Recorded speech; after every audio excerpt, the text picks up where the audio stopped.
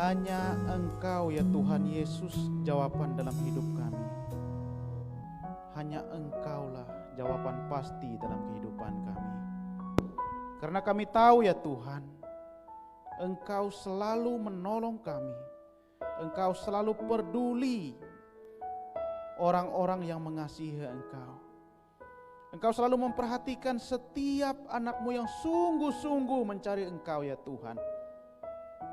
Sehingga di dalam keadaan yang mustahil, Engkau membuat semuanya tidak ada yang mustahil. Karena Tuhan Maha Kuasa.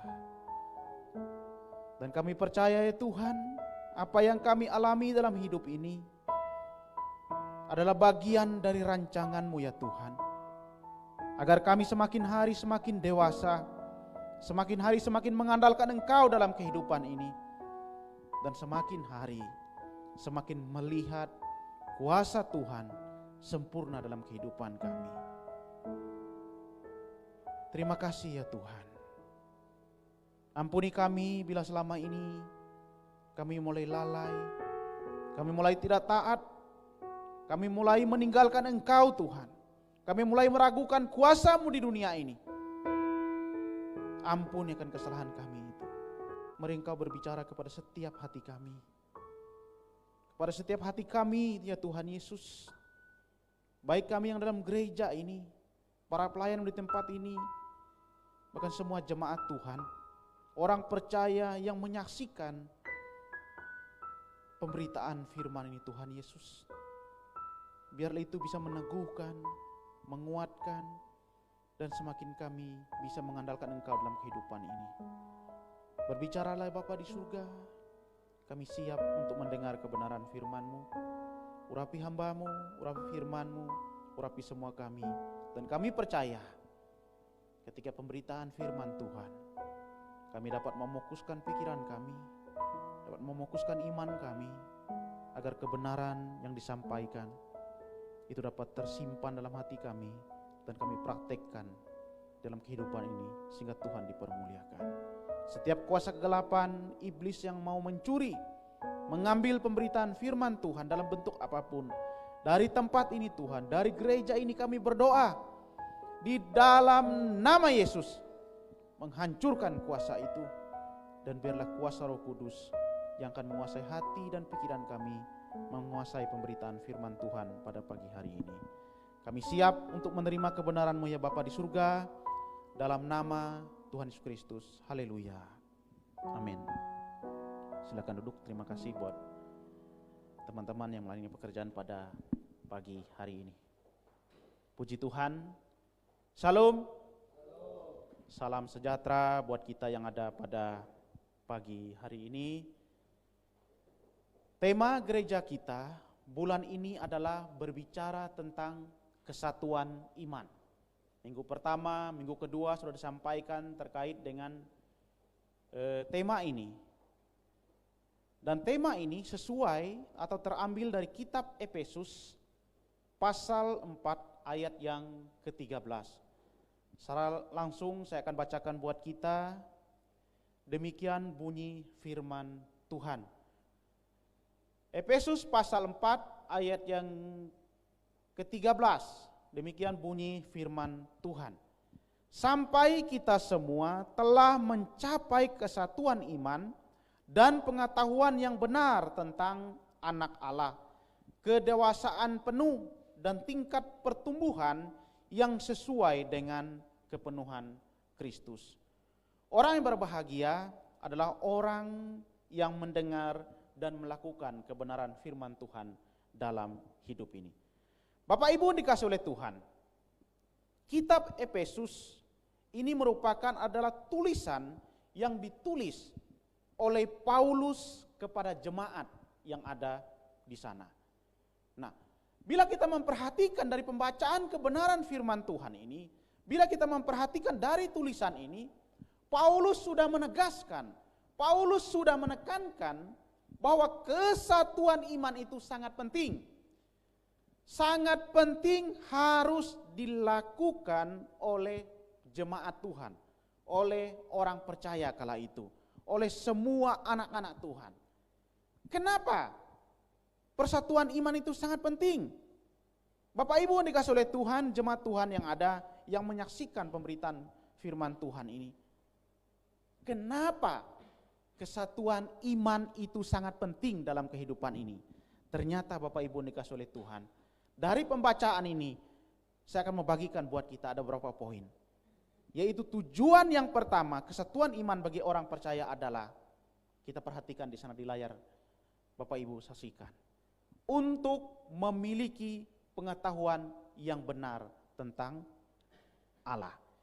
Jadi yang pertama adalah tujuan dari kesatuan iman untuk memiliki pengetahuan yang benar tentang anak Allah.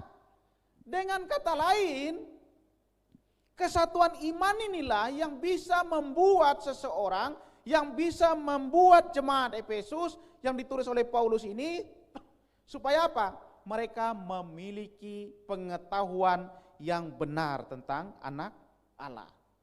Dalam Alkitab, Bapak Ibu dikasih oleh Tuhan, saya akan memberi contoh dari Alkitab. Selain Paulus yang memiliki pengetahuan yang benar tentang anak Allah, ada satu tokoh. Kalau Paulus kita mengetahui dia pribadi yang begitu hebat, seorang ahli kitab, orang terpelajar, orang terpendidikan, itu Paulus. Tapi ada satu tokoh Alkitab yang bukan orang pendidikan, yang bukan orang hebat, yang orang dipandang sebelah mata, pengetahuan yang benar tentang anak Allah, yaitu yang namanya pribadi Petrus.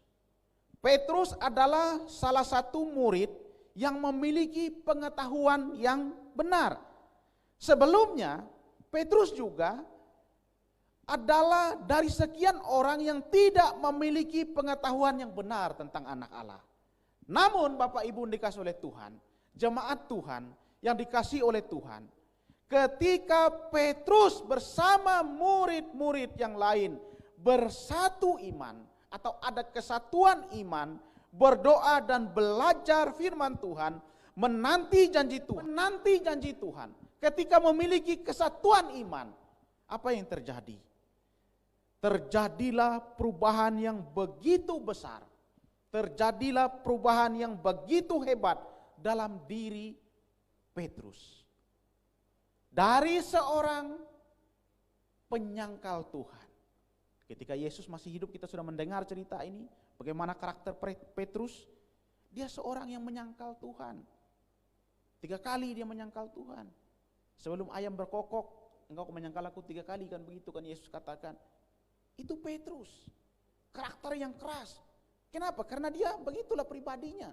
Sebelum dia memiliki pengetahuan yang benar ini tentang anak Allah, tetapi ketika dia memiliki pengetahuan yang benar dari orang yang keras, dari orang yang menyangkal Tuhan, dari orang yang tidak taat, yang tidak dengar-dengaran, apa yang terjadi dengan Petrus? Petrus menjadi pribadi yang sangat setia. Petrus menjadi orang yang hebat dipakai oleh Tuhan. Bahkan sejarah mencatat Petrus adalah pribadi yang taat sampai mati. Bahkan dia minta pun salibnya terbalik ketika dia harus mempertahankan imannya. Hal ini terjadi Bapak Ibu dikasih oleh Tuhan. Kenapa? Karena Petrus memiliki pengetahuan yang benar. Ketika dia memiliki pengetahuan yang benar, dia mau taat kepada firman Tuhan, dia mau dengar-dengaran akan Tuhan. Dia tidak lagi menjalankan apa yang di luar kehendak Tuhan. Itu yang dilakukan oleh Petrus. Sehingga Petrus menjadi pribadi yang begitu luar biasa, begitu hebat dipakai oleh Tuhan. Hal itu terjadi, saya mau tekankan, karena dia memiliki pengetahuan yang benar tentang anak Allah. Dengan mengenal Yesus inilah, maka dia akan bisa melakukan segala perkara yang di luar kehendak manusia. Petrus menyadari dalam pemahamannya bahwa Yesus adalah Raja, Imam, Nabi, dan Penyelamat yang ditunggu-tunggu datang dari Allah. Yesus adalah anak Allah yang memberi jaminan keselamatan dan kesejahteraan bagi orang Israel seharusnya, terlebih bagi orang percaya. Nah, pengetahuan dan pengenalan yang benar kepada anak Allah tidak hanya sampai pada Yesus sebagai pemberi berkat dan pemberi mujizat. Jika ada pemahaman yang seperti itu, Bapak Ibu jemaat yang dikasihi oleh Tuhan, artinya dia belum mengenal anak Allah itu dengan benar. Dia belum memiliki pengetahuan yang benar tentang anak Allah jika mengenal Yesus itu hanya sebagai pemberi berkat atau pemberi mujizat. Ini tidak salah. Namun dia belum sepenuhnya mengenal akan Tuhan bila masih memiliki pemahaman yang seperti ini. Pentingnya kesatuan iman adalah tujuannya buat apa? Agar memiliki pengetahuan yang benar tentang anak Allah.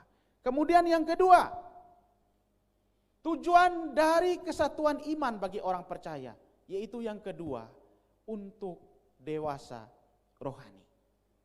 Tanpa kesatuan, tanpa ada kesatuan iman, maka sulit akan dewasa. Bapak Ibu dikasihi oleh Tuhan, berkenaan dengan kedewasaan adalah berbicara tentang karakter, cara berpikir, berperilaku dan sikap hati dalam merespon segala hal, termasuk merespon kepada kebenaran firman Tuhan. Kedewasaan rohani berbeda dengan menduga berapa usia orang. Kedewasaan rohani seorang tidaklah gampang. Harus mengenal pribadi itu dan bergaul dekat dengan dia dalam kurun waktu yang tidak singkat. Saya teringat ketika saya memilih pasangan hidup, saya salah melangkah pertama. Di mana salahnya? Saya menyampaikan isi hati, ditolak mentah-mentah saya. Malu saya Bapak Ibu. Ditolak mentah-mentah sama istri saya sekarang. Karena saya malu, saya bilang Tuhan, oh saya salah ternyata. Apa yang saya ambil? Karena mungkin saya sudah salah menilai. Saya ambil sikap, saya naik ke Bukit Doa. Selama 3 hari saya berdoa di sana, doa puasa. Doa saya cuma satu. Tuhan buang perasaan ini. Saya tidak berdoa untuk dia mati, tidak Bapak Ibu. Saya tidak berdoa seperti itu. Tapi saya berdoa kepada Tuhan supaya apa? Supaya perasaan itu hilang. Namun puji Tuhan, Tuhan menjawab. Ada satu hamba Tuhan yang menegur saya. Dia berkata, "Nak, pulanglah. Doamu sudah dijawab oleh Tuhan." Itu satu perkataan itu, dan saya tidak tahu siapa hamba Tuhan saat itu yang menegur saya. Namun ketika pulang, ternyata yang di Surabaya juga waktu itu menunggu dengan was-was. Dia berkata kalau dia pulang ini hari, inilah jodohku. Dari tulang rusuk yang ku cari-cari selama ini. Ternyata itulah tulang rusuk saya. Akhirnya Bapak Ibu, yang terjadi sampai saat ini, dia menjadi pribadi penopang yang begitu hebat. Kalau saya lalai berdoa, dia menegur. Engkau imam, tidak bisa memimpin rumah tangga, bertobat. Itu yang sering dia katakan.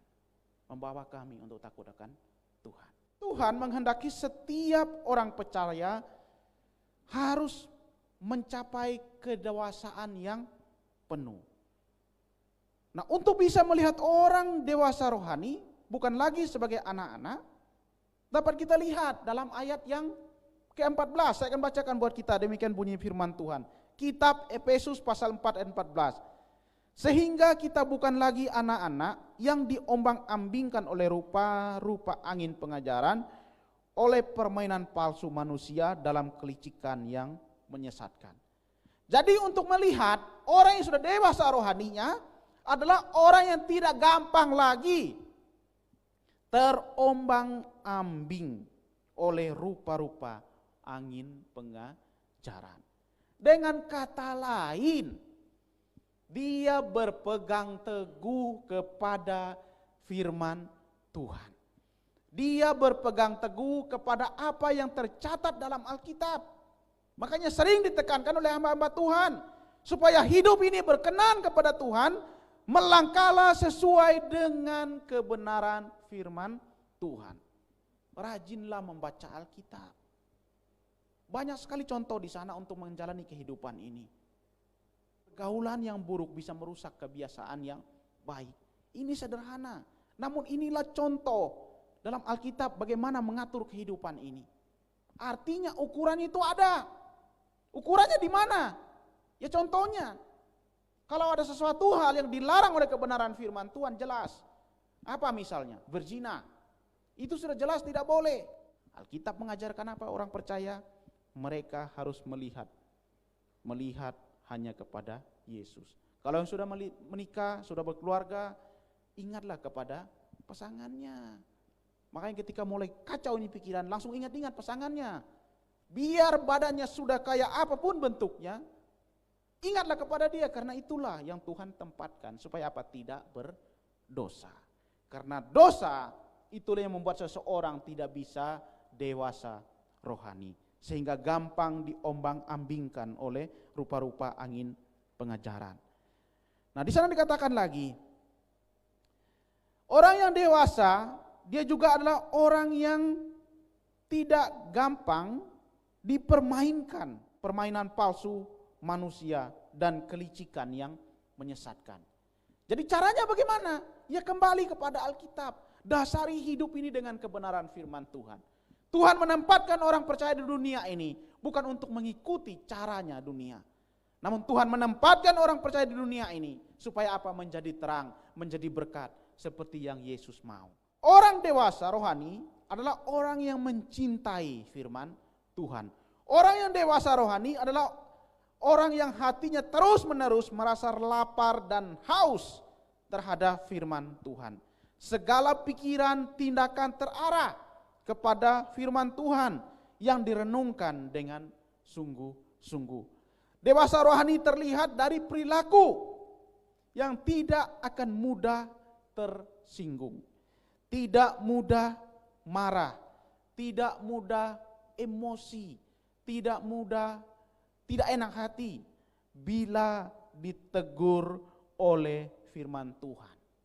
Jika suka marah, suka menyalahkan hamba Tuhan, kemudian mogok tidak ke gereja hanya karena ditegur, hanya karena diingatkan karena melakukan dosa, artinya orang tersebut belum rohani, belum dewasa rohaninya.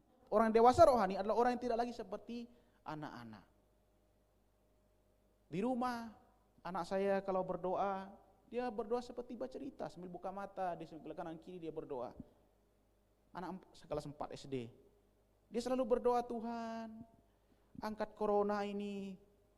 Kalau Tuhan tidak bisa angkat, ya sudah cepat Tuhan kasih obat.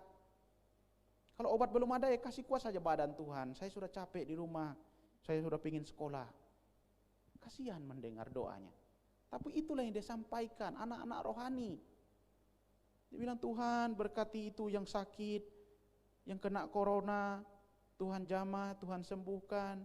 Mereka yang sana sudah mulai kena, Tuhan jamah, Tuhan sembuhkan. Corona semakin banyak. Apa yang dia perbuat?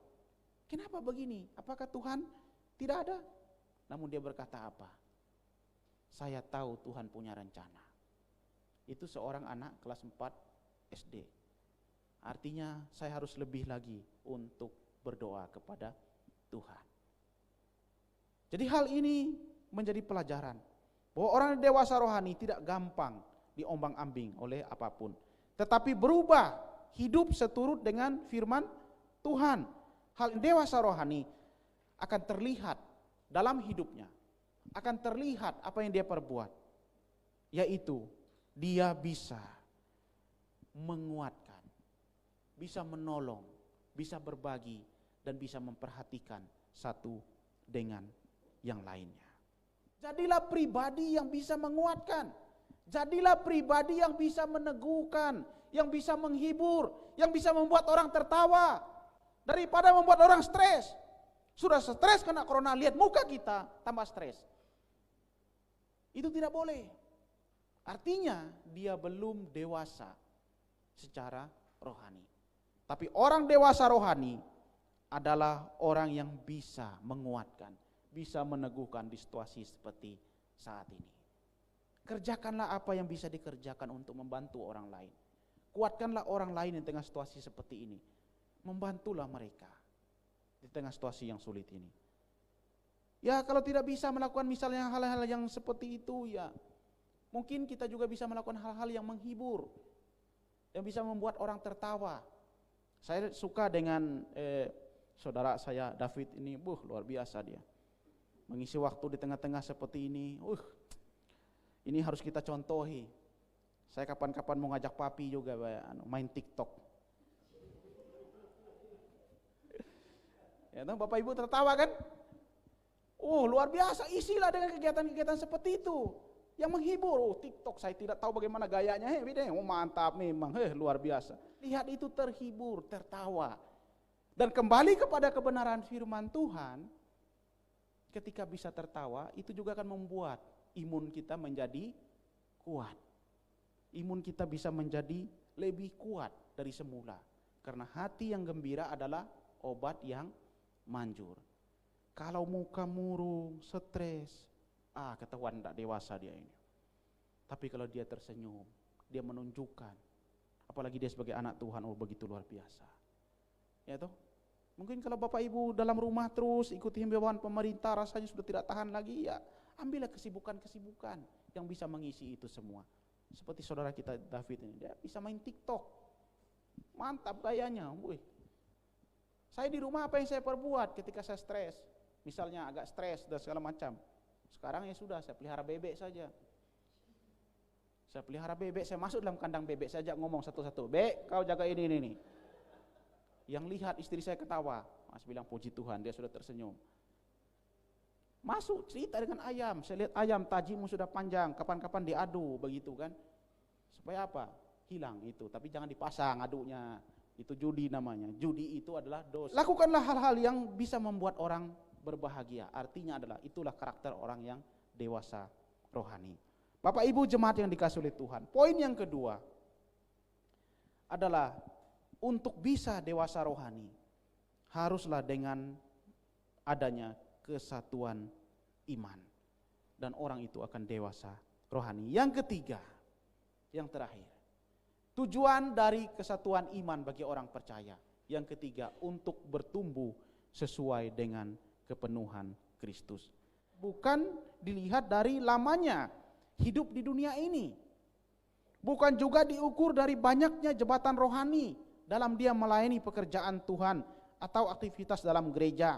Dengan kata lain, orang yang bertumbuh sesuai dengan kepenuhan Kristus, kita kembali lagi kepada ayat yang ke-14 tadi.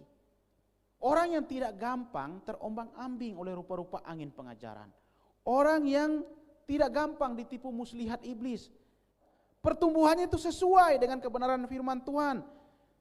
Ayat yang ke-15, bertumbuh sesuai dengan kepenuhan Kristus dikatakan di sana, tetap berpegang teguh kepada kebenaran di dalam kasih yang mengarah kepada Kristus yang adalah kepala. Dengan kata lain, bertumbuh itu dia terus mendasari hidupnya hanya kepada satu yang dilihat, yaitu salib Kristus. Bapak Ibu jemaat yang dikasihi oleh Tuhan Yesus Kristus, Tuhan mau semua hal yang telah diberikan dalam diri orang percaya, seperti talenta, potensi, karunia dan segala macam, kasih segala macam, itu harus bertumbuh dengan baik. Pertumbuhan yang sehat tidak akan menjadikan dirinya sebagai pusat atau tujuan. Tetapi semuanya diarahkan kepada Kristus sebagai kepala.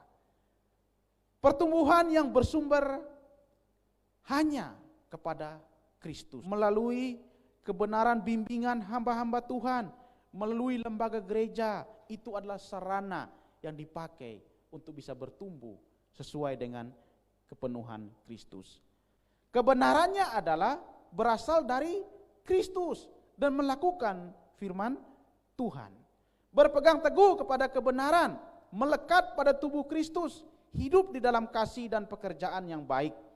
Untuk bisa mengalami proses pertumbuhan yang seperti ini, Tuhan telah mengaruniakan kepada para pemimpin, sudah saya katakan tadi, kepada setiap jemaat untuk memperlengkapi pertumbuhan sesuai dengan kehendak Tuhan, sehingga jemaat bisa berfungsi sebagaimana mestinya dalam tubuh Kristus, seperti yang tertulis dalam ayat yang ke-11, dan 12. Saya akan bacakan buat kita di sana. Dan ia telah memberikan baik rasul-rasul maupun nabi-nabi, baik pemberita-pemberita Injil maupun gembala-gembala dan pengajar-pengajar, untuk memperlengkapi orang-orang kudus bagi pekerjaan pelayanan bagi pembangunan tubuh Kristus. Untuk itu Bapak Ibu dikasih oleh Tuhan, mari dengan rendah hati dan lemah lembut mau tunduk di bawah otoritas pimpinan rohani. Tunduklah kepada otoritas yang bisa membawa kita untuk bisa mengenal Tuhan dengan benar, yang bisa bertumbuh dengan benar, yaitu pemimpin-pemimpin rohani kita. Karena Tuhan apa? Telah menaruh, telah memberi karunia untuk bisa memimpin orang percaya, untuk bisa membuat orang itu bertumbuh sesuai dengan kebenaran firman Tuhan. Jadi poin yang ketiga ini, kesatuan iman bertujuan untuk bertumbuh sesuai dengan kepenuhan Kristus. Bapak Ibu dikasih oleh Tuhan, saya mau simpulkan dari kebenaran firman Tuhan ini. Saya akan tutup dengan satu pernyataan yang diungkapkan oleh Paulus, yang mengatakan, bagiku hidup adalah Kristus dan mati adalah keuntungan. Kalimat ini, pernyataan ini mencerminkan bahwa Paulus memiliki pengetahuan yang benar tentang anak Allah.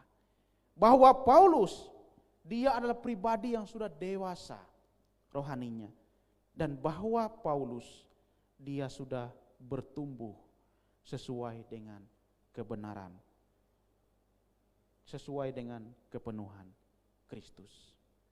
Jadi sekali lagi saya mau tegaskan, tujuan dari kesatuan iman dalam kehidupan orang percaya, supaya memiliki pengetahuan yang benar tentang anak Allah, supaya untuk dewasa rohani, supaya untuk bertumbuh sesuai dengan kepenuhan Kristus. Amin firman Tuhan, Tuhan Yesus memberkati.